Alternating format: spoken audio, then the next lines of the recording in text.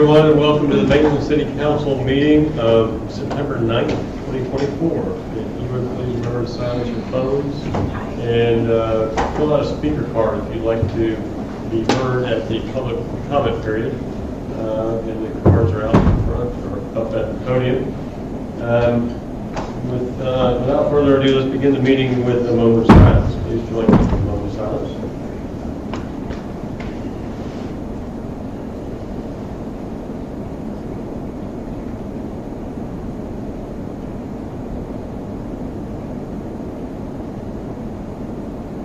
Thank you. And now, if you please rise and join me with the Pledge of Allegiance. Pledge allegiance to the flag of the United States of America and to the republic for which it stands, one nation, under God, indivisible, with liberty and justice for all.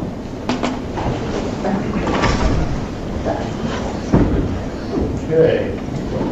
We have a couple of presentations this evening. We're going to start off with the Vision Zero Action Plan. Mark, will you introduce? Yes, sir. In last year, in 2023, MetroPlan secured almost $4 million in safe systems for all, easy for me to say, federal grant for regional transportation improvements. Specifically, MetroPlan funded development of a Vision Zero Action Plan for the region, which included the counties and the participating cities, which included Maitland. The goal of the plan is to recommend implementation measures to reduce severe injuries and fatalities on our roadway network to zero, hence Vision Zero. In November of last year, the council appointed an ad hoc committee consisting of the Planning and Zoning Commission and the Transportation Advisory Board to act as a steering committee for the project. They worked closely with administrative staff, including police department, fire department, which was led by the Public Works Department, and administration, in development of the plan to pull it all together. The ad hoc committee has been meeting over the last year to work with MetroPlan, their consulting team, to put together a plan for the city. The plan that you have in your packet tonight is the culmination of those efforts. So with that, I'd like to turn it over to Katie Shannon with VHB, who was the prime consultant with MetroPlan on the project, to give you an overview. Sure. Yeah, thank you. Can you hear me okay? All right. Well, thank you. It's a pleasure to be here before you today to showcase this important action plan that's going to help to improve roadway safety throughout the city of Maitland. So brief presentation. I know it's been quite a bit of work happening behind the scenes to make this happen, but what this offers, this action plan, is a comprehensive strategy to really address the type of serious issues and concerns that you all have in the city of Maitland. It is grounded in a national and really an international trend of what we call Vision Zero and or the safe system approach in order to better identify solutions that we know actually work. There's a lot of data that's been happening over the course of the years with FHWA in particular to know that if we deploy these solutions that we can better save lives and reduce the number of crashes occurring on our streets. So here in Central Florida, this is not a good trend and not a nod that we ever want to see, but we are, but we are in the Southern Beltway, actually a part of a trend in national reports called, one called Dangerous by Design in particular, where they actually rank the most dangerous cities in the United States. And you can see on this that the top 25 are all in the southern U.S., many of which are in Florida, and Central Florida has been in the top 10 for a very, very long time. So this is, the kind of unfortunate trend that we're seeing that allowed MetroPlan Orlando really to get these funds to make the necessary improvements and move forward to make our streets safer. So I won't belabor the point, but there was a lot of work at play. This is the full scope of services. As Mark had mentioned, we established a task force, comprised of really great residents who cared about the project to help champion the plan. I'm going to give an overview of some of the engagement we did with the community. A lot of this also included the data-driven approach to understand what is causing crashes in the city of Maitland specifically, and identify a high-injury network where we know that they are happening the most frequently. So an overview of the public engagement activities conducted. We did host 3 virtual events, one of which is a landing page, a website that went live. We also had some social media information went out on social media, shared some event flyers. We did also share a community survey. We have some of the results in the presentation for here today to kind of better understand what people's concerns are, as well as potentially, what are those solutions that they're looking for. And then we hosted 3 pop-up events. One of them was right over here in the farmers market on a beautiful day, but attended the Maitland PD Sunday and a First Friday in order to gain feedback from the community and really showcase, what had been conducted today. Seen here are some of the activities that we brought to those events. Tried to create a variety of activities for people of all ages. Had an FDOT comic book series, the Guardians of the Roadway, which honestly, they fly off the shelves. Metroplan Orlando also created a really great coloring book. But a lot of this also included materials for adults to give feedback. We had a level of comfort activity where people could say, I feel really comfortable or don't feel comfortable walking or biking, and then walk them through, if you don't feel comfortable, what might we do about that? What do you think might be one of those solutions to make you feel safe?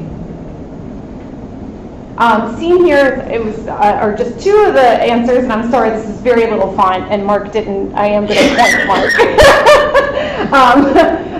But on the top here, we asked questions like, which type of pedestrian improvements would you like to see? Which type of bicycle improvements that you would you like to see? For those improvements that would help us to feel more safe walking, honestly, adding sidewalks, very easy solution. It helps to bring people off the street where they're less likely to get struck by a car, was a top solution, as well as taking a look at intersections. What are those pedestrian safety improvements that we can put in place to help people feel safer walking? And then the same came to be with bicycle improvements. The community seemed to be really concerned about those intersections, which makes sense. That's where crashes happen, when we have people crossing and or walking in front of vehicles. So some important key takeaways from the community survey there. So this here is what's defined as your high injury network. This is a really important part of going after future federal funding. Federal funding dollars are going to be relegated to largely these roadways. Probably not a shock, most of your state roadway system, 414, Orlando Avenue, are going to be those most unsafe corridors. We also saw some local streets pop up on here. North Keller, Lake Avenue on your way into Eatonville are also on the high injury network. And then seen here, those little dots are actually high injury network intersections. So most of those are actually, I think in your city, it's all of them are on the high injury network. So those longer segments to which you can make those intersection improvements on top of roadway improvements in the future. So this is a little bit of a deeper dive into the data in the world of crash analytics. We really paid particular attention to those crashes that are leading to fatalities or serious injuries. We all know that crashes are inevitable. People are going to make accidents, but what can we do to reduce speeds, to make people more aware of a crossing, so that it's better able to save lives. So we're not seeing a serious injury or a fatality. But this is actually the ranked corridors from the most risky in the community to the not the least, but to at least on this list, number 7 here, down with Maitland Summit Boulevard is the lowest ranked corridor. But again, all the breakdown the data, you can see here how long the corridor is, how many fatalities and serious injuries, and then that's even broken out by mode of transportation, which is really important because it helps us identify recommendations. This is just another key takeaway from the crash analysis conducted. We established a top 10 crash profiles. So as a subset to all of the police report, the data we get, they identify the type of crashes that are occurring. Typically speaking, most crashes are the result of a rear end. But are left turns more likely to lead to a fatality or serious injury? Are side swipes more likely to lead to a fatality or serious injury? So we took a deeper dive into the type of crashes occurring, as well as behavioral factors. Is distracted driving a part of that? Is driving under the influence a part of those fatal and serious injury crashes? And you can see here in the darker red, the speed limit, number 10 on this list, was the one that seems to be leading to most of total crashes, and nearly 50% of them are leading to fatal or serious injury crashes. So it's just a prelude to how important it is for us to understand that data, because if we reduce that speed limit, it might be more likely that we can reduce those fatal and serious injury crashes. So countermeasure identification, Metro Plan Orlando did a really phenomenal job creating both an engineering and a non-engineering toolkit, or toolkits, therefore. It's fully vetted in the SAFE system, FHWA federal guidance to better understand, again, what are those proven safety countermeasures that we can deploy to make our streets safer. So under that approach, we recognize that it's everyone's responsibility to make our community safer. It's not just the police enforcement or police officers getting out there and doing enforcement, although you guys do a phenomenal job at enforcement in this city, I know that.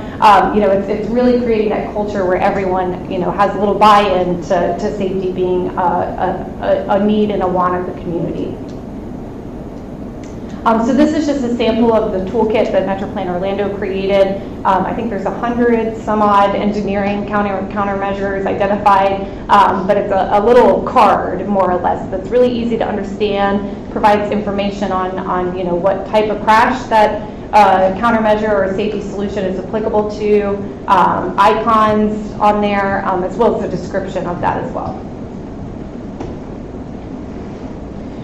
We established alongside Metro Plan Orlando an understanding of countermeasure identification criteria. So things like efficacy. Is it actually leading to a reduction in crashes? Is it something that's actually reasonably cheaper to deploy? Are we being cost effective with our safety measures? Is it something that prioritizes projects with, again, greater safety benefit at the end of the day? But this is just a couple of slides that express what's in that prioritization criteria. So at the end of the day, what are your planned recommendations? So I talked a lot about engineering countermeasures. There is a non-engineering countermeasure toolkit that includes educational resources, but some of this is about policy change. So as a part of that, we've reviewed existing policy, the Land Development Code, your Bike Ped Master Plan, to understand both what those great practices, best practices already are, and I can see the city got an A on your scorecard, if you will. Yeah, really great job, in embedding these safety solutions in your code. I mean, the on-street parking here, with the bioswales, separating the sidewalk from on-street traffic. These are all the things that, as planners, we really nerd out on, but really can effectuate the change to make safer streets in general.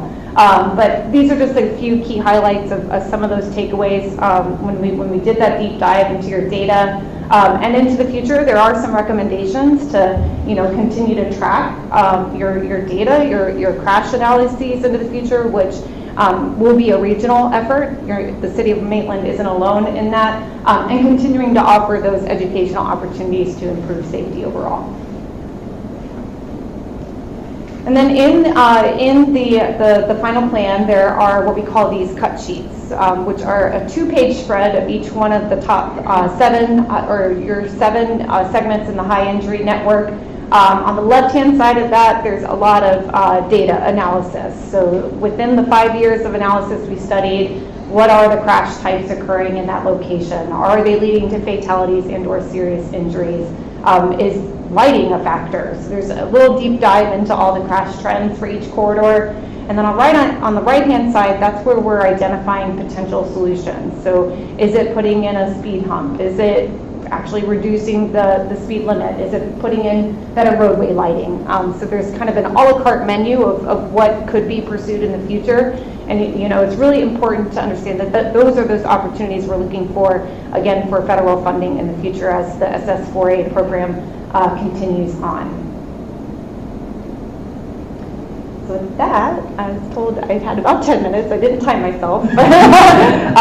But if you guys have any questions at all, I'm here to answer them. Okay. Well, thank you for that presentation. Does anybody have any questions, Kate? Any comments? So we have a menu of items now we can select going forward to implement if we'd like to do that. And are they more structural, or are they really kind of low cost reducing speed kind of stuff? Good question. Yeah, honestly, most of them, and that's actually a part of prioritization criteria, most of them are going to be low-cost solutions. We really try to make sure that, if it's just upgrading worn crosswalk, or crosswalk enhancements, or is it actually taking a look at doing an analysis to understand, what speed reductions could be put in place. But there are some high-cost solutions in there too. I'm not going to, dance around that. But if we're talking about a lane narrowing, that can be rather expensive. But that's kind of the beauty of having this suite of an offer, depending on budget and what you might go after. But yeah, there are certainly low-cost solutions in there. Is like dedicated bike lanes, is that part of the? Yes, yeah. And or buffering existing bike lanes, yes, yeah.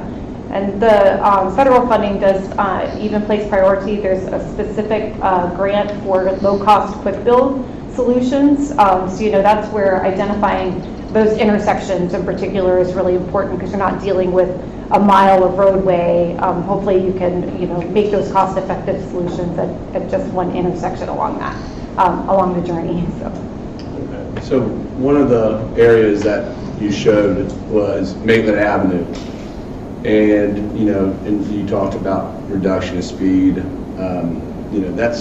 I think that's one area that we really need is to look at in the future and really take control of and do some changes to it. I mean, you brought up bike lane. Just a couple days ago, I was at the beach and there's only one side of the road that has a 6-foot sidewalk and people ride their bikes on it. So I came up, and this is how I know from being on the map that this is how most bike accidents happen. I looked right, I was making a right, I looked right, I didn't see anybody, I looked left, there was a bunch of cars. And then when the opening finally came, I went to go, and this girl on a bicycle was hauling, and I hit the gas, and I missed her by that much. Yeah. So I see priority in the bike lanes and how, they can save lives. Yeah, I agree. And the reduction of speed would really help also, and then people would feel safer bringing their children over here and riding on that road. Yes. So, to get more usage, so thank you very much. You're very welcome. Yes, thank you, Katie, for all that information. And if there's nobody else, you're free to go. Thank you for coming. Thank you for all your work, and thank you for arranging all that. Yeah, thank you so much. Have a great one. Yeah. All right, and next we have another presentation, and Mark, would you like to? Oh, yeah, just briefly, I'd like to just go ahead and turn it over to Stacy Kiffalo, the Assistant City Manager, to give you a presentation on our third quarter financial report, just for your information.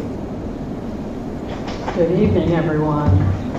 So this is going to be a very elementary approach to a review of the city's finances. We're taking a look at the end of the third quarter. What we're going to use then is a 75% as our benchmark, just a quick reference point. It's kind of how we check to see how we're doing.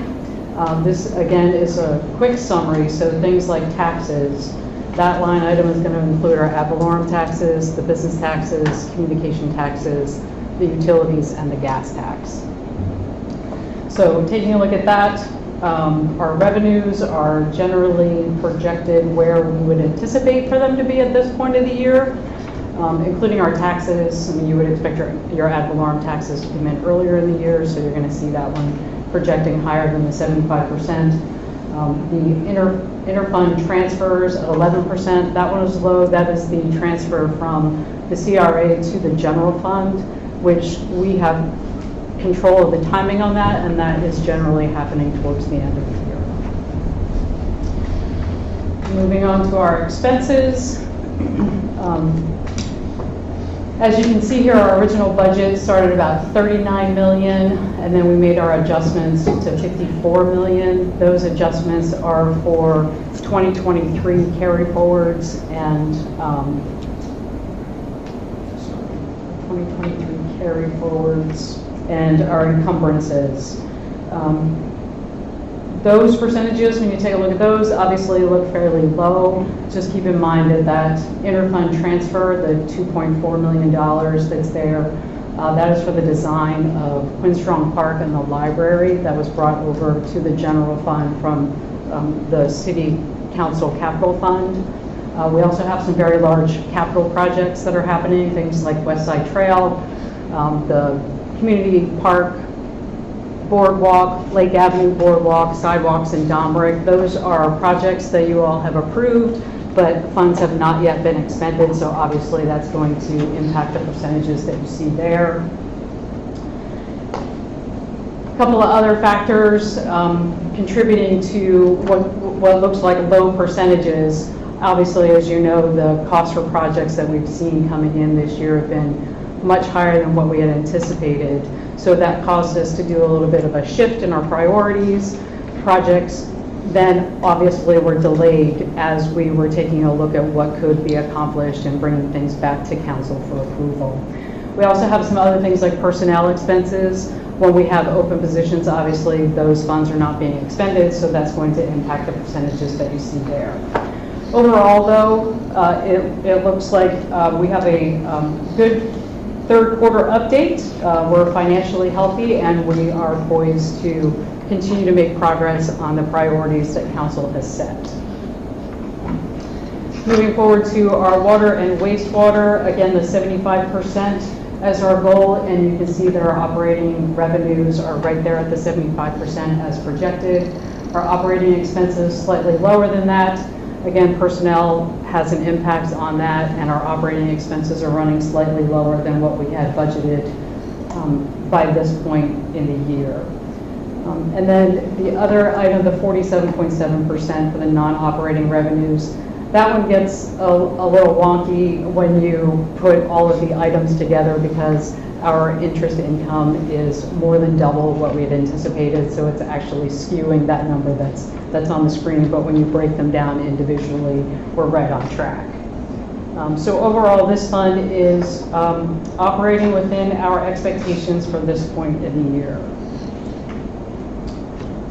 On to our solid waste fund. Again, revenues are right at that 75% as we had anticipated, although when you take a look at the change in the net assets and the actual, only at 3,530. As we had anticipated, once we reach the fourth quarter, this fund will be running in the red. Increases to operating costs have gone up, especially for this particular year, but those costs were not passed on to the consumer, so that actually led to the decision that you all made just a few weeks ago in increasing the residential and the commercial rates. So that is, like I said, a very quick summary of where we are for the financials. The full third quarter report is in your packet. That was completed by Jerry Gray, our finance director, and he, Mr. Regentine, and I are always available if you have any questions on our finances. Thank you for your time. Great. Thank you, Stacy. That was very helpful, and thank you, Jerry, for putting that together, or working to put that together, the larger third quarter summary. I think it's helpful to see this as they come forward so we know where we stand. Okay. The next item is a public hearing on the resolution adopting a tentative budget agreement. Mark, would you like to bring that forward for us?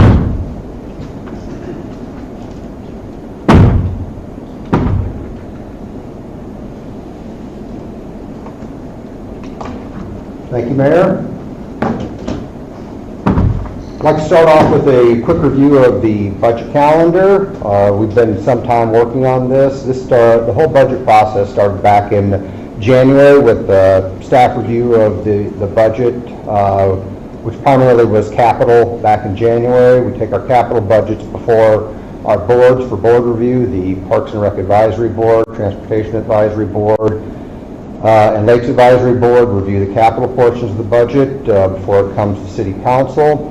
That helps inform the decision-making process at our strategic planning session. Within the strategic planning session, we had some tougher decisions to make this year, especially on the capital side, with the projects that were coming in and the final estimates that we had for our capital projects. We had to postpone several capital projects and shift money from capital to operating to be able to fund the priority capital projects for the city this year and moving into next year, which ultimately led to more challenging issues as we received our ad valorem numbers that I'll get into in just a minute. Moving into the summer, the budget draft was issued. We had a budget workshop mid-July to go over those budgets, and then right after we did the general fund budget, we did the library and art and history workshop, looked at their budgets to incorporate our funding portions into the general fund budget. Later in July, we established the tentative millage rate, which was set at the rollback rate this year due to, which I'll get into a second, to property tax decreases that we had this year citywide. Then we went to the budget workshop to talk about the enterprise funds in August, which for the most part those funds were strong. As Stacy said, we had some issues within the stormwater and solid waste funds that resulted in some passing through some of those fees and increasing the fees in the stormwater fund to fund future projects. In August, at the end of August, we set the stormwater rate, which led us into tonight, where we're having the first reading of the millage rate, going over setting the budget for the general fund CIP. Here's a look at our recent trends in revenue. If you compare the May 25 budget estimate, which is this column here, this is the estimate we were putting together prior to receiving the estimates from the property appraiser. Showed about a $500,000 increase over previous year budget. However, when we received property appraiser's June tax roll for budget 2025, there was a net reduction of almost $500,000 versus an increase. So add together, the impact on the budget was about $1 million. That was due to the implementation of the Live Local Act with 2 apartment complexes that applied for that, and some adjustments in the office market on the west side. This year, at the proposed millage rate, which is the rollback rate, you see in the last column there at 5.0465, we're showing a budget of a little over $39 million in general fund revenues. The ad valorem is showing, as you go across the line, if you go down the line, ad valorem is showing a reduction in ad valorem revenue. We have typically averaged over the last 10 years about 10% increase in ad valorem from 2015 to 2024. This year we're seeing that reduction based upon those property values again on the west side and due to the apartment complexes qualifying for the Live Local Act. However, as you go down the line, look at our other revenue sources. We have other taxes and user fees, which include local option fuel tax, franchise and utility taxes, business tax receipts, things like that. They're showing a slight increase. We have our licenses and permits, which includes our building permits, boat user fees, and fees that smaller fees along those lines that are also showing a small increase. Our intergovernmental revenues are state and communication sales tax, which is our big ones. When we went through the budget workshop and went through all of our revenue sources, those are all included in that line. When we receive FEMA funds, that varies year to year. We're still waiting on some reimbursements from Irma, let alone Ian. So due to the timing of those reimbursements, we don't accrue FEMA reimbursements into this line because it's not measurable and available as defined by generally accepted accounting principles. So it's not included in the projections until we have a better handle on when that money is going to be available from FEMA. Charges for services, those are our zoning and development review fees, our EMS transport fees.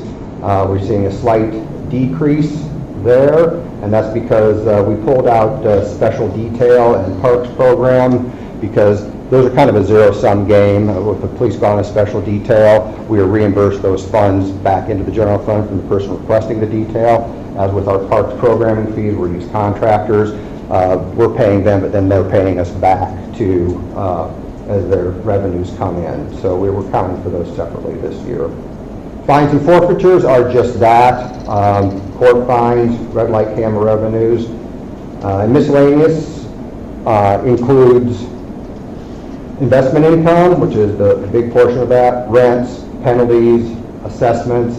It also includes some administrative revenue and interfund transfers and contributions. So that's going down slightly because we're projecting a little bit less in interest income as the interest rates have stabilized, and we're anticipating those are going to be going down into next fiscal year. They'll probably be going down next week, if you believe what the Fed says. So, sort of at a 30,000-foot view for the recommended budget, we did experience a 2.2% decrease in taxable value citywide.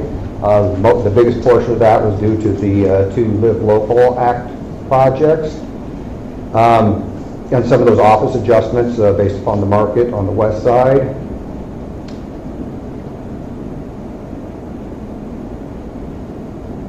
When we initially presented the budget, we were at $1 million deficit. And when we initially presented the budget, that was actually the second time we had gone through the budget, because we had prepared a budget anticipating moderate increases in our ad valorem taxes. When we got the numbers from the property appraiser, we had to pull the department heads together because we were significantly out of balance, well over $2 million out of balance, to actually have everybody had to go through their budgets again to try to balance the budget with the revenue stream we had. We did a good job of that. We pulled that down a little over $1 million, but anything beyond that would have significantly affected, actually this budget significantly affects some of our day-to-day operations, but going beyond that would have been a real challenge. So our options were either to transfer money from fund balance to balance the budget, to raise the millage rate to balance the budget, or to use CRA repayment from money that the general fund loaned the CRA for capital improvements over the last 15 years to balance the budget. I've said this before, but I have to say it again, that the unfortunate fact is that we are dealing with a recessionary budget without the effects of having a recession. Wages are still high and climbing, unemployment still low, inflation has leveled off, but it's leveled off at a higher level than anyone would appreciate.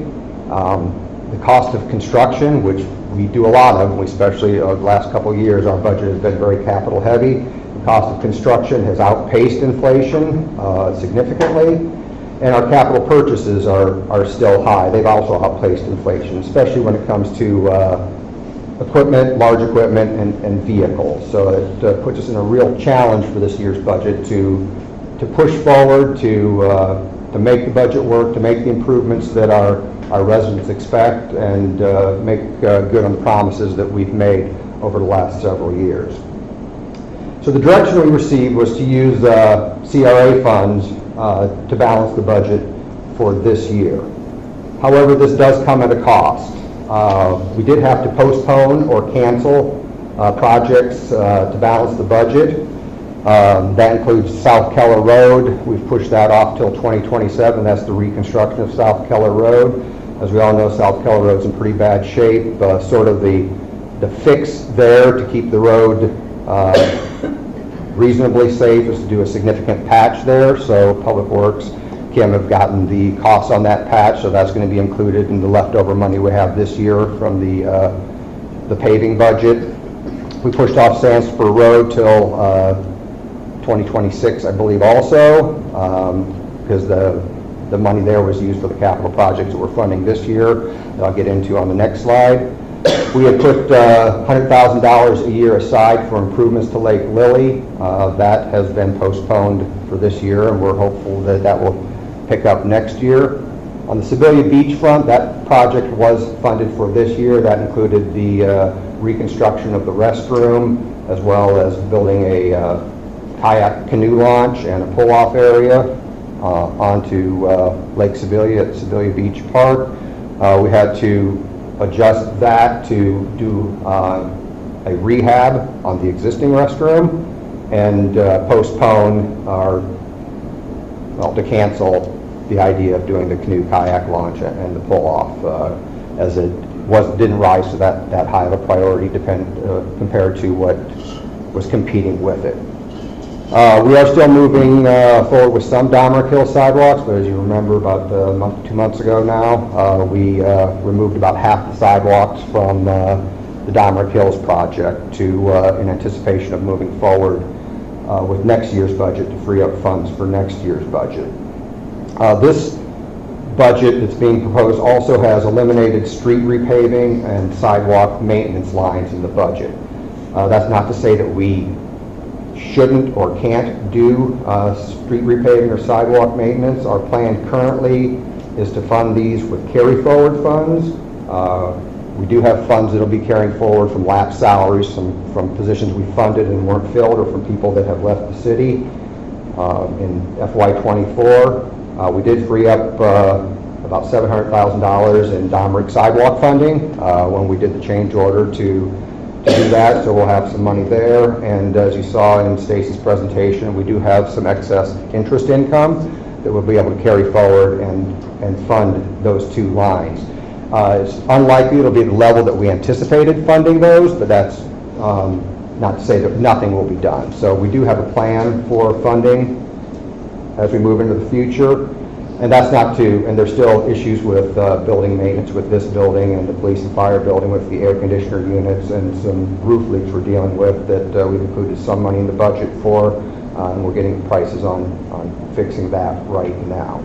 So regardless of the decisions you make tonight on the millage rate, next year is going to be a very tight budget year. We knew that once we got the property appraiser's information, once we dug into what had happened with the property values, the implications of the new statutes and how they affected affordable housing. So we knew early on it was going to be a tight budget. That's not to say that nothing is going to be getting done next year. We do have some major projects, some high-profile projects that we're going to be funding. Those include Independence Lane. So that project is at 100% design. We are currently working through the grant process. We were fortunate to receive a $500,000 federal grant. We received the grant agreement last week to fund that project. So that is good because it's $500,000. If there's a downside to it, it's a federal grant. With federal grants, there are strings attached. So we have to go through the community development block grant process to document the spending on that. So we're moving forward on that to get that lined up and get that project moving forward. Community Park and Lake Avenue boardwalks, you guys have approved those, and we have those under contract to begin in the next few months. The contractor is looking to schedule a pre-construction conference so he can get us the schedule for when those are going to be closing, when that construction is going to be happening, so we can get that out to the public. That's been a project that's been a few years in the works. We still will be doing sidewalks in Domerick Hills as the sewer project moves forward. We'll still have the sidewalks that are going to be going down Chippewa and the major streets out there to provide connectivity back to the schools. So there still will be some general funds put into the sidewalk program for the Domerick Hills project. We also have the Mohican Trail sidewalk funded. It will act as a connector between the Deloraine sidewalk that's being constructed with the Domerick Hills project and the sidewalk at Thistle that we extended down Mohican to tie into Thistle Lane sidewalk. As part of that project, the road will also be repaved, and the Deloraine intersection is going to be redone to make it more pedestrian friendly. That's one of the things that came up during the Vision Zero action plan meetings, and that's why one of the reasons we got an A on that one. We're being very proactive from a bike pedestrian standpoint. Gateway signage moving forward. Right now, Alyssa and Kim are working with the contractor to get the exact locations for those signage. Fabrication's already begun, so we should see within the next few weeks or a few months that those signs are going to start going up.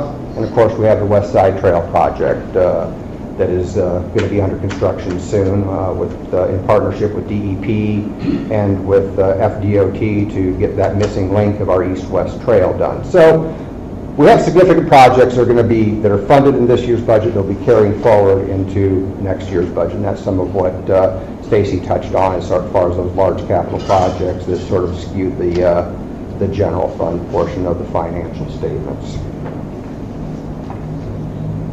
So what we're here to do tonight is set the tentative millage rate. This is the rate that will be going on to the trim ad. What you did with the preliminary millage rate was set it at the rollback rate, which would give us the same amount of ad valorem revenue as we generated last year. And that millage rate was 5.0465, which compared to our current millage rate, which is 4.9464. So this is a slide that we use every year to sort of indicate what the impacts are of the mill on our general fund revenue. So each mill generates $3.5 million to the general fund and a little over $350,000 or $350,000 to the CRA. The combined total millage rate, if you go with the rollback rate of 5.0465, would be 5.2485, which includes the debt service millage, which is 1.001 more than the prior year's combined total rate of 5.1484, which is 1.9% increase. At that millage rate, a home with a taxable value of $500,000 would pay $2,624 in operating debt millage. And the last bullet point there, that would be a total of $50 a year on that home, or about $1 a week. And the math is very linear on that, so if it's a $250,000 assessed value, then that would be a $25 a year increase, or about 50 cents a week. That is compared to our 4.9464, which is status quo. That's our current millage rate. That's what we balanced the original budget on. That's what we brought forward to the original budget when we put that balance together. The difference between the two is about $350,000. So if you would choose to go with the rollback rate, our recommendation would be to use that money for paving, since the paving lines are currently unfunded in this budget. That's the most straightforward way to put it. We've been doing some catch-up work on the paving side of things, and as we've learned with Keller Road and the East-West Trail project, if you let the roads go too long and you're looking at reconstruction, that is extremely expensive. So those are one of our most valuable assets, one of our more expensive assets to replace. So with that, I'd like to turn it back over to you for discussion on which way you would like to go for tonight. Okay. Well, thank you, Mark. Does anybody have any questions of Mark? So, Mark, I think we had talked, and you were saying that. But first, I know that we want to be very sensitive, since we just went out for a vote for the library, and people are going to be starting to pay a little more for that coming up. So, but with the 5.0465. I see on there it's $1 a week. It's not even $1 a week. It's 96 cents a week. That's $4 a month. At a $500,000 value, yes. And at that rate, it's not a big hit. We can still get streets done for that money. I think it was $348,000. Yes. How much of Keller could we get done for that? Well, or started on? Keller's a bad example because that's a reconstruction of a road, so the costs are going to be very high there. But that $300,000 would pave about a mile and a half, mill and repave about a mile and a half of road. So maybe like Sandsburg. Yeah, but Sandsburg's going to be more complicated. It's going to be more complicated. Yeah, that's why we push. I'm using bad examples. Yeah, sorry, but those are understandably those are the repaving projects that are in the budget. Right. Yeah, but Sandsburg's a little more complicated. And we would use these for other roads that. Mm-hmm. Yeah, we have our pavement index that we use to prioritize roads, and that would just keep our paving program. And how many miles of road do we have? And Maitland off the top? Maybe, Anybody know? Probably a lot. A lot. So this would just be a dip in the bucket, but I mean, I'm just feeling like we can't kick the can down the road, you know? I mean, the longer you let things go, just like your house, the worse it's gonna get. So, just kind of my feeling. Thank you, Mark. You're welcome. Okay, anybody else have any?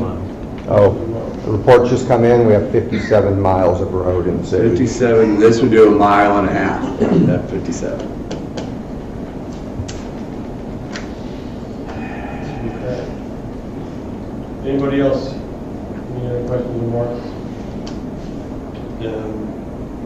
I just, I'm not sure if really that apt, but what are we expecting to get back from FEMA, if we ever get anything from FEMA? We still have $1.6 million pending, Jerry, from Irma. Is that the number? Somewhere around that.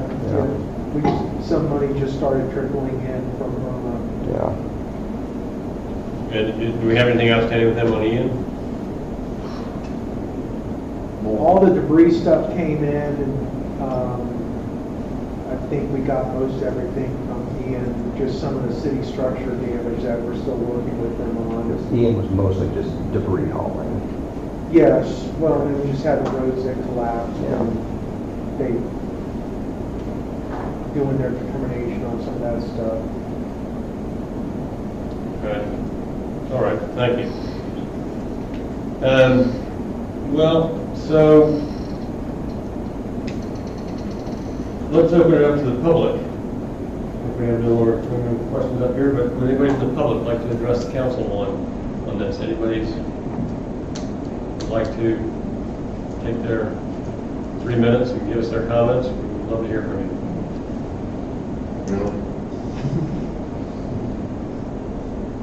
You know what I say. Okay. All right.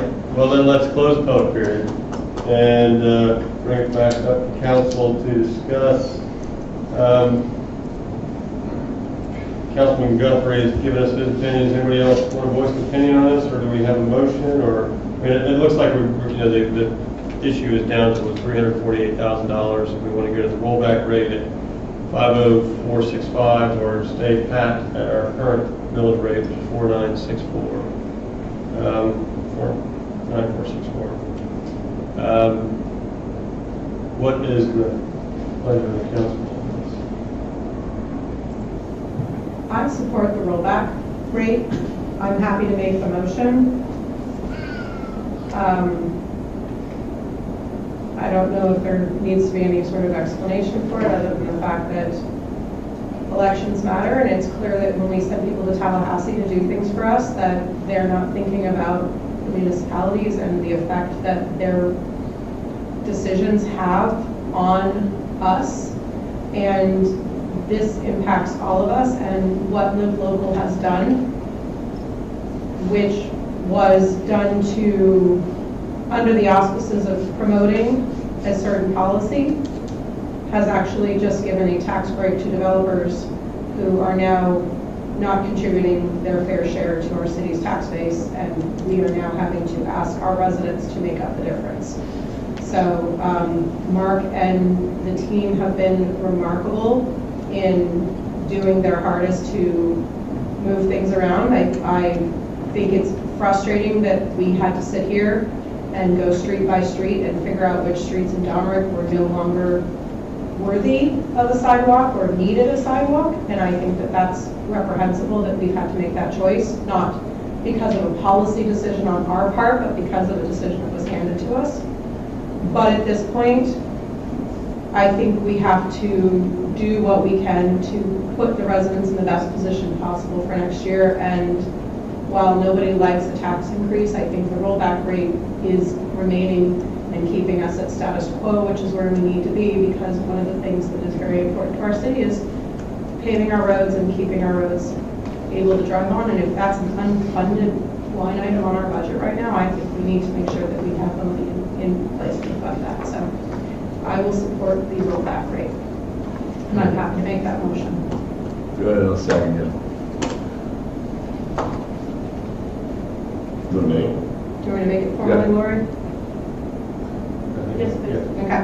I will move to adopt Resolution 18-2024, setting the tentative operating millage for fiscal year 2025 as 5.0465, which is equal to the rollback rate of 5.0465. Second. Okay, we have a motion and a second. Laurie, would you please read the call roll? Councilmember Guthrie. Aye. Councilmember Hall Harrison. Aye. Councilmember Wurzel. Aye. Councilmember Wild. Aye. Councilmember Lowndes. Aye. Mayor Lowndes. Aye.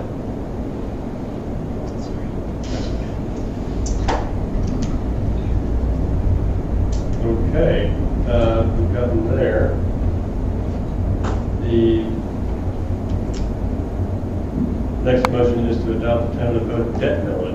And this one, as you'll recall from the budget workshops, is that we're maintaining the voted debt millage at 2.020. We had adequate funds within that fund due to interest income, that even though we had a reduction in property values, which would have typically necessitated a raise in the voted debt millage, we can dip into that equivalent of fund balance due to the interest income we received last year to maintain the voted debt millage at 2.020.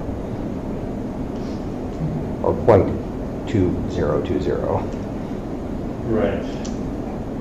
Okay. That being said, is there a motion on that? We don't need a separate Yep. comment period for each of these. We are resolved. Okay. I'll move to adopt the tentative voted debt millage rate for fiscal year 2024 as 0.2020 for a combined total of 5.2485 mils. I will second. Okay, we have a motion and a second. Laura, would you please call the roll? Councilmember Hall Harrison. Aye. Councilmember Wurzel. Aye. Mayor Lowndes. Councilmember Wild. Aye. Councilmember Guthrie. Aye. Mayor Lowndes. Aye. Okay. Tentative budget for the general fund. A motion for that?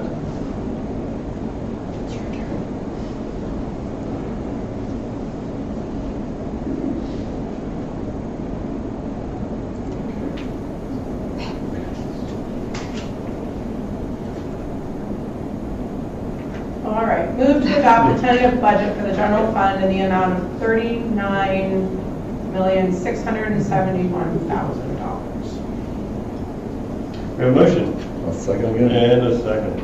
Laura, would you please call the roll? Councilmember Wild. Aye. Councilmember Wurzel. Aye. Councilmember Hall Harrison. Aye. Councilmember Guthrie. Aye. Mayor Lowndes. Aye. And one final one to set the hearing for the final resolution. You can just announce that, Mayor. We can? Yep. Okay, well then I'm announcing that we're going to set the final resolution to adopt FY 2025 budget for September 23rd, 2024.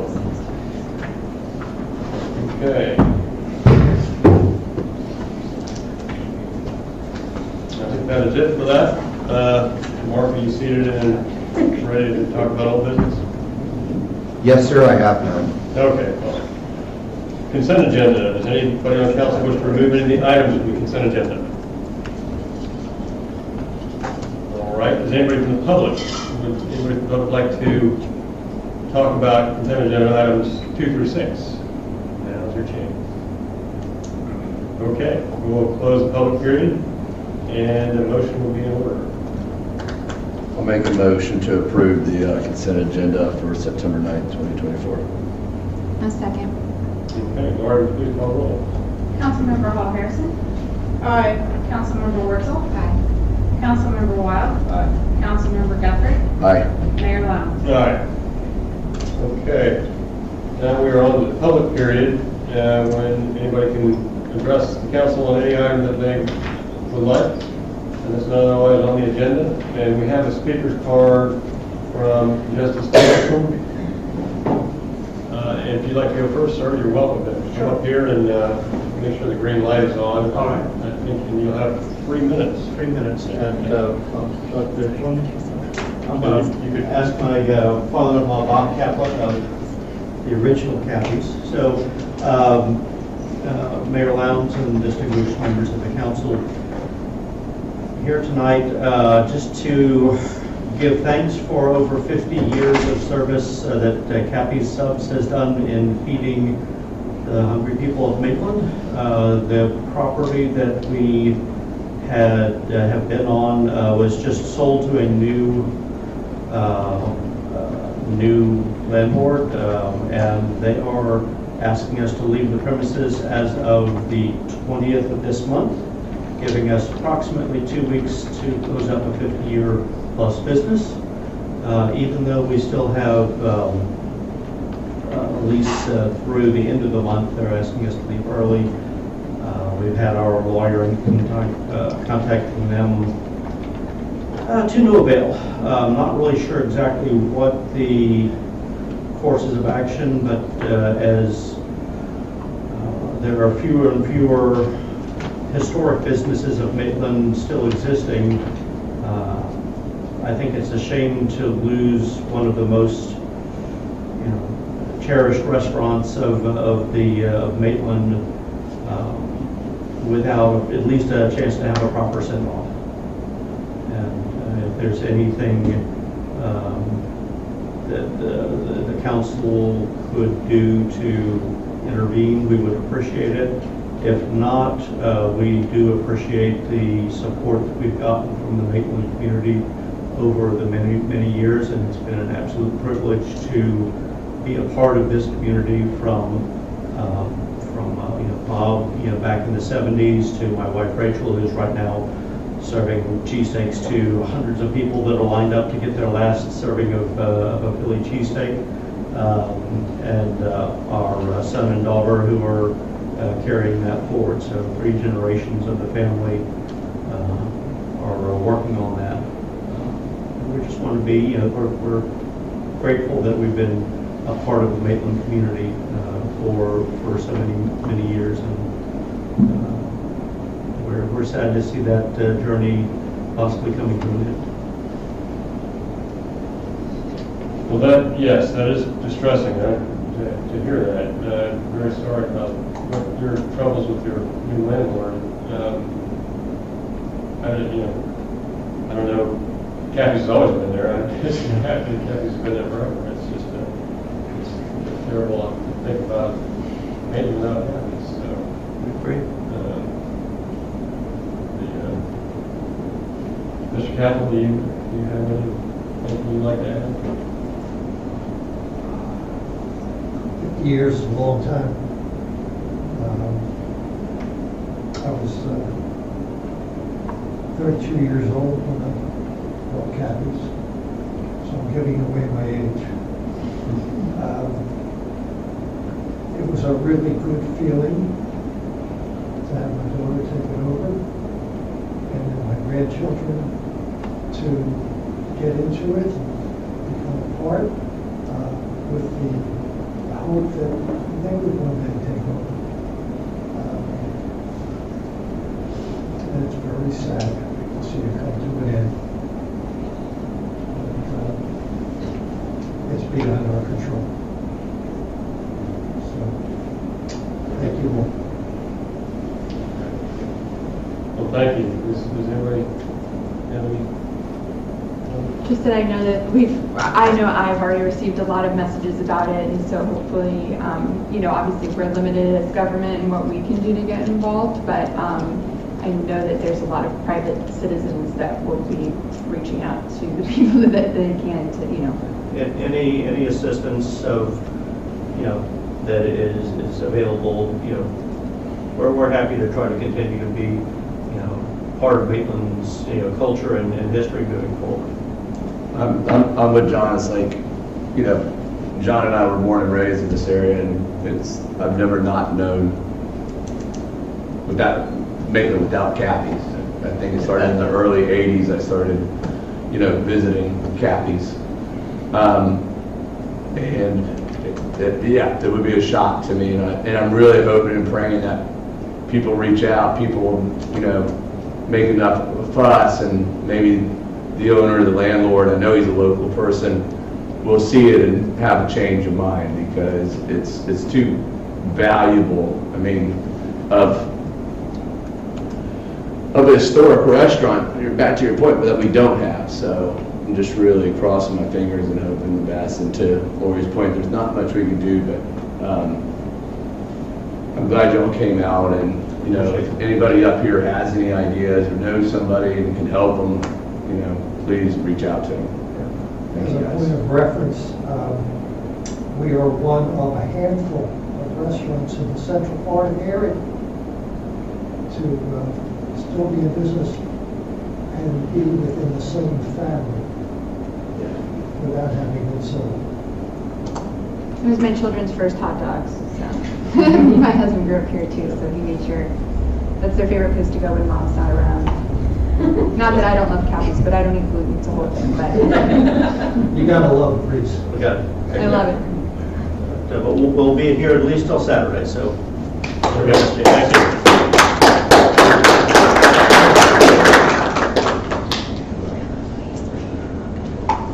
Okay, is there anybody else for the public hearing? Okay. Seeing none, let's close the public hearing. And we'll move on to the decisions we have for the evening. Ordinance number 1430. Lori, would you like to read the ordinance title? Ordinance number 1430, an ordinance of the City of Maitland, Florida, finding that Orange County has been identified as having a certain surplus of available affordable housing pursuant to Section 196.1978(3)(o) Florida statutes, electing to opt out of providing the ad valorem tax exemption under Section 196.1978(3)(d)(1) Florida statutes to eligible properties, providing for conflicts and severability, setting an effective date. Thank you, Lori. Mark, would you like to introduce the item? I'll just be happy to answer any questions you might have. Okay. Does anybody have questions of Mr. Rankin? Good. Okay. Is anybody from the public? Is open the public period for any discussion on this item? The ordinance. Okay. Seeing none, let's close the public period. And if there's no further discussion, the motion will be in order. Yeah, I'll move to introduce an ordinance enacting the opt-out provision of Chapter 196.1978 and set a public hearing date for September 23rd, 2024. Okay, we have a motion I will second. and a second. Lori, would you call the roll, please? Councilmember Wurzel, Aye. Councilmember Wild, Aye. Councilmember Guthrie, Aye. Councilmember Hall Harrison, Aye. Mayor Lowndes. Aye. Okay, we have another ordinance, ordinance number 1431. Lori, would you like to read the ordinance title, please? Ordinance number 1431, an ordinance of the City of Maitland, Florida, amending Chapter 6, Fire Protection and Prevention,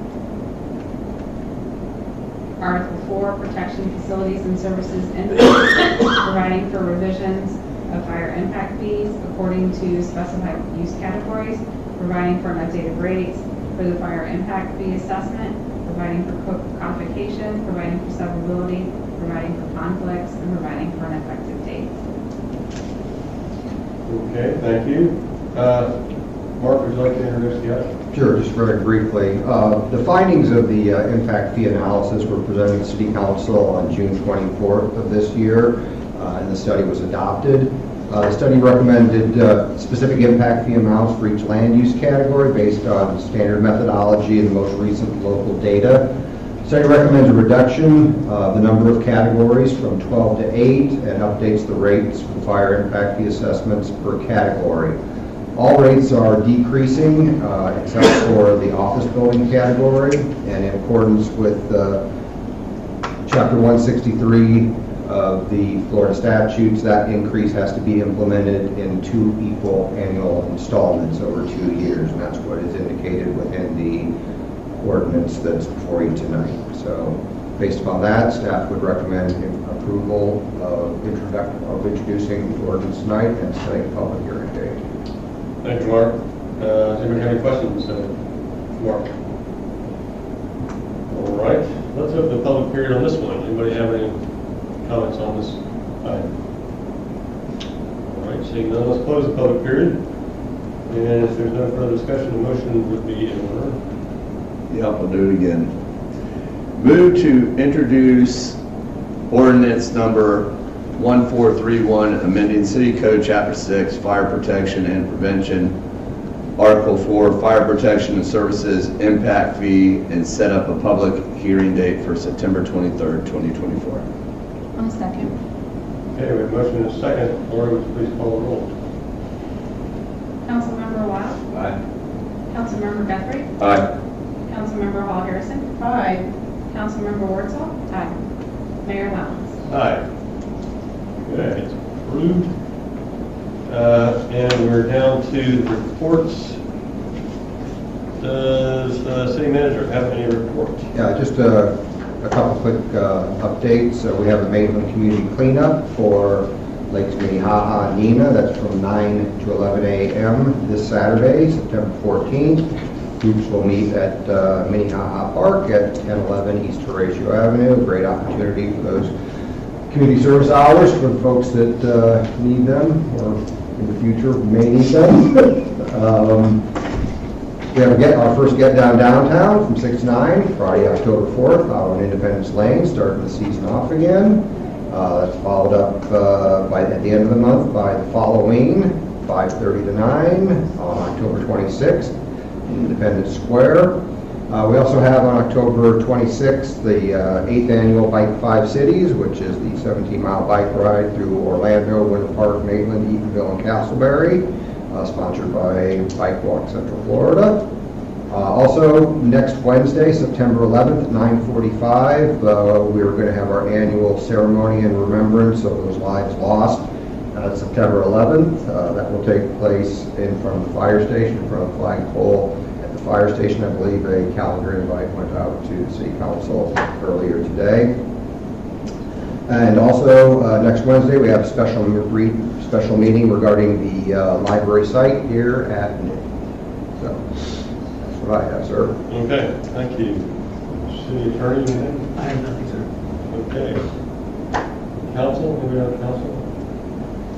I would say get out, eat as much Kathy's as you can for the next couple days. And they got great beer there, so get a beer while you're waiting and order. Okay.